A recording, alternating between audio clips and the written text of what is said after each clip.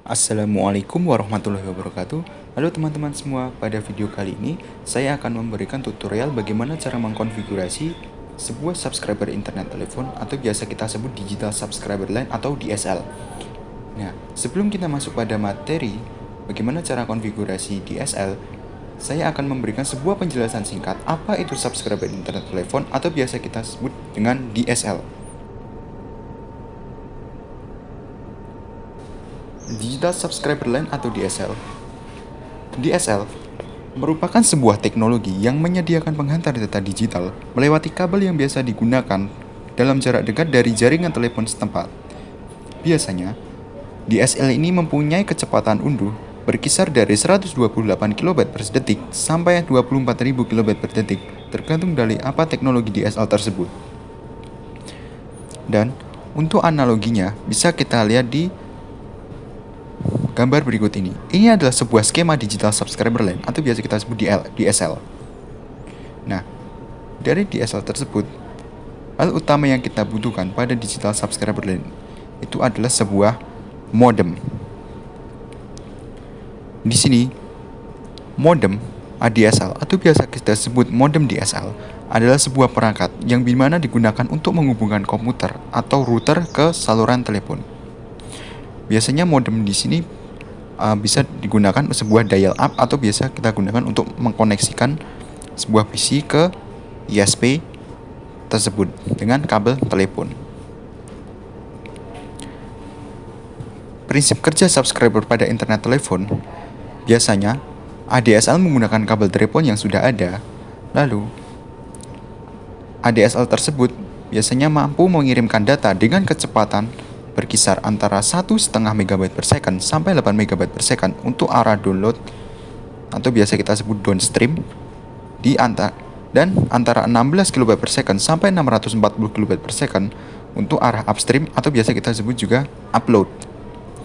Dan kemampuan transmisi ADSL inilah yang mampu mengirimkan layanan interaktif multimedia melalui jaringan akses tembaga. Dan biasanya ADSL itu bisa kita sebut sebagai broadband. Inilah demikian penjelasan dari apa itu subscriber internet telepon atau DSL.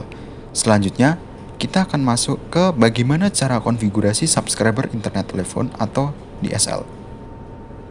Nah, di sini kita sudah melihat sebuah skema dari sebuah ISP atau server yang dimana PC ini terhubung ke dalam modem dan bagaimana caranya modem ini dapat terhubung ke ISP sehingga PC tersebut bisa terkoneksi dengan ISP atau kita bisa memanggil ISP tersebut. Nah, untuk awal dari konfigurasi ini, pertama-tama kita masuk ke dalam bagian ISP atau bisa kita sebut server. Setelah itu kita masuk di desktop dan IP configuration. Kita membuat sebuah IP statik dari si ISP tersebut atau biasa kita sebut si server tersebut. Nah, di sini server kita sudah mempunyai IP sebuah 192.168.12.1. Nah, setelah di sini kita masuk ke kolom service, kita masuk ke DHCP.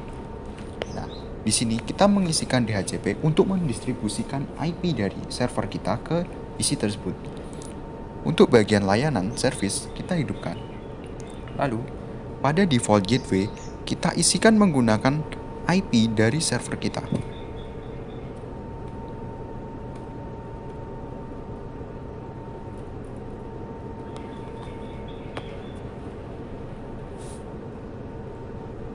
Kita lakukan hal yang sama juga dengan DNS server tersebut.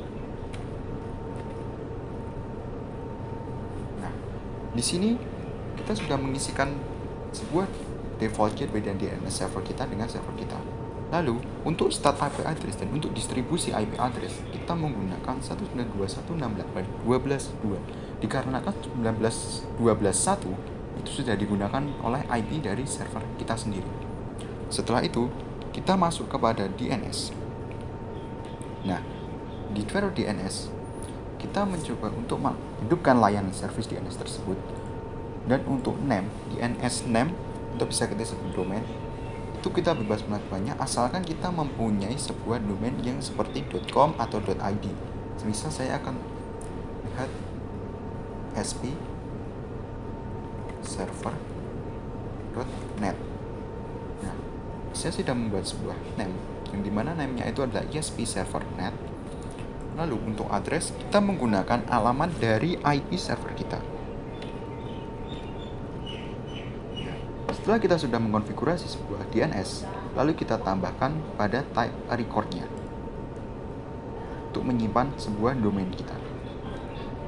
Setelah kita selesai mengkonfigurasi semua server ini, kita keluar dari server. Setelah itu kita masuk ke cloud. Pada saat di cloud, kita masuk ke menu DSL.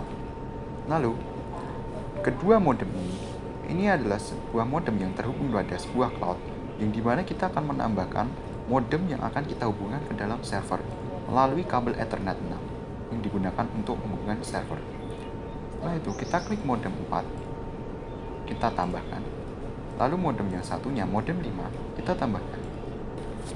Setelah kita tambahkan modemnya, kita keluar dari menu cloud. Setelah itu kita masuk ke PC. Dan jika konfigurasi kita di awal tadi sudah benar, maka ketika kita cek DHCP address-nya, dia akan memunculkan sebuah IP address, yang dimana IP address tersebut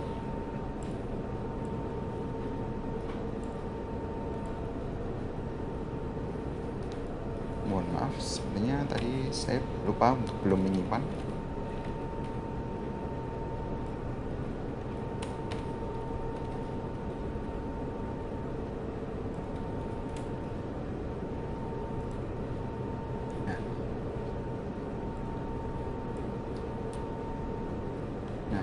Setelah kita tadi memperbaiki server yang belum kita simpan tadi, setelah itu kita klik kembali di DHCP.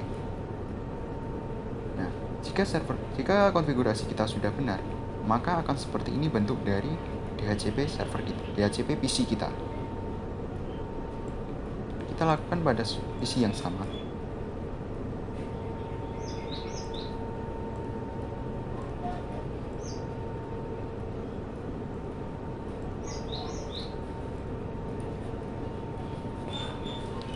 Setelah kita selesai untuk memanggil DHCP dari server ke PC kita tes menggunakan command prompt.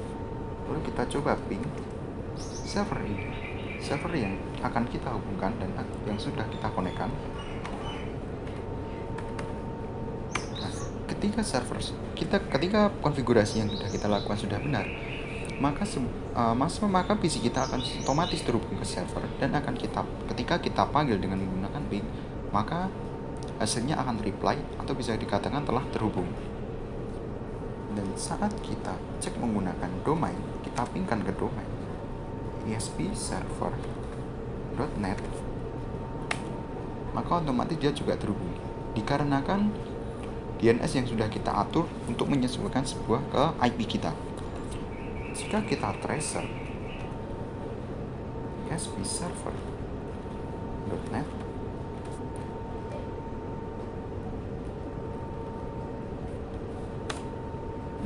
di sini kita akan lihat tracing dari rute 192.168.12.1 itu melewati modem cloud lalu ke ESP. Dan setelah pengecekan dari command prompt, kita akan cek di web browser tersebut, dan ketika kita klik ESP server.net, otomatis web browser tersebut akan memanggil IP dari ESP tersebut. Oke.